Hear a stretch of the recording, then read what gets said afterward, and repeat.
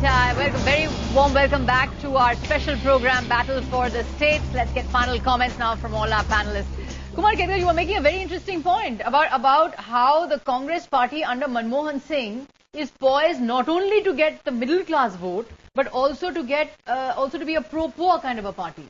Yeah, because of Congress' legacy as being pro-poor, he inherits the legacy. But as far as policies are concerned of the government, Sonia Gandhi is not in the government.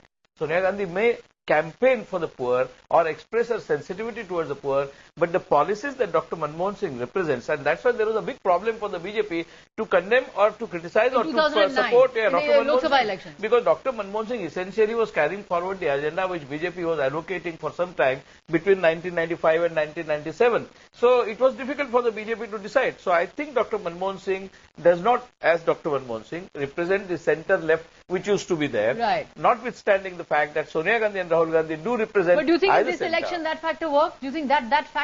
I think this kind of balancing definitely worked, because when Sonia Gandhi and Rahul Gandhi they go to the Kalavati or whoever, they give a message that Congress is concerned for the poor. When it comes to the policy and approaching the middle class, it is Dr. Manmohan Singh. So Congress is marrying both these two. And actually speaking, Dr. Manmohan Singh did perhaps what Tony Blair did to the Labour Party, and I think Swapan Dasgupta is an expert there. Right. And Conservative Party, after throwing out Margaret Thatcher, for some time there was John Major, and later on Conservative Party also went for a change. I don't know whether Swapan and Sudheendra are looking forward for that kind of a change in Conservative Party or Labour Party. Very quickly, your take out from this election.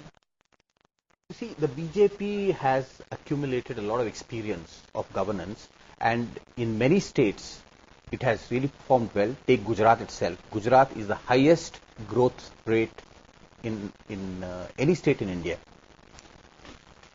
At the center, Vajpayee's government accelerated the pace of growth as well as the space of growth. What is required for the BJP is to show that it is superior to the Congress in economic policy. So a lot of thinking has to take place in the BJP based on its experience and based on accumulating all the ideas coming from, let's not get into this trap of right wing, left wing. But what is good for India? What is good for the majority of the people of India? Your take out. You know, if the question is, can the BJP in its present crisis resurrect itself? The answer is very difficult, but very possible, and in fact to some extent likely, because incidentally I do not see major differences between the economic policies of the Congress and the BJP on a large spectrum of fundamental issues. They've been identical. Each has taken one further than the other. And possibly the biggest assistance the BJP will get in its resurrection will come from the Congress party, now thoroughly convinced that is there a is big nothing. hope. That actually is the Congress party itself defeats itself. Your take out from today. No, basically coming down to what we were discussing right now, the future of governance in this country and the future of the bipolar polity. I believe that economic administration in this country is divided into two, revenue and expenditure. Revenue is the same in both parties. It is in how you spend the money available to you. What growth model do you follow? In that, there can be basic differences, and a slight left or a slight right is definitely possible. Vinod Sharma? Well, I think that, the major problem with the BJP is that it lacks a de facto leader. It will have to discover one.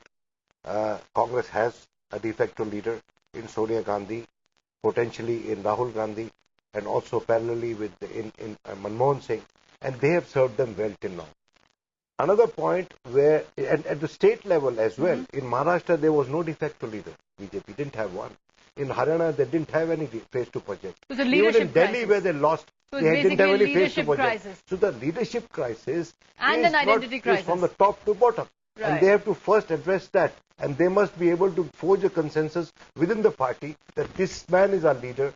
This will be the face who will represent our ideology. And then they must and the leader will determine the ideology. Yeah. May I just say that I think the obituaries of the BJP are slightly premature, but at the same time, the BJP is guilty of non-application of mind, drawing all the wrong lessons from the Lok Sabha defeat. But at the same time, it's quite necessary. It's quite important to stress that the problems have arisen because of certain very wrong selection of personnel. Right. And it's not a very inherently deep-rooted problem. That the instincts of the BJP as far as responding to the economic situation is concerned are broadly right and correct. So it's a crisis of personnel and a crisis of identity. So therefore, but very it's quickly, not a 10 very seconds. deep-rooted, it hasn't fallen into a quicksand.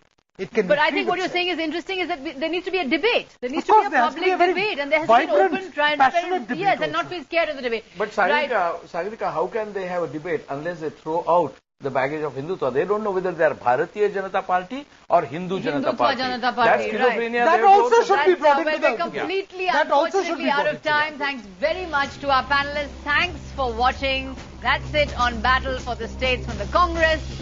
Is 1-3 all, but perhaps not in Haryana. But anyway, the Congress on a winning streak in these assembly elections. Thanks for watching.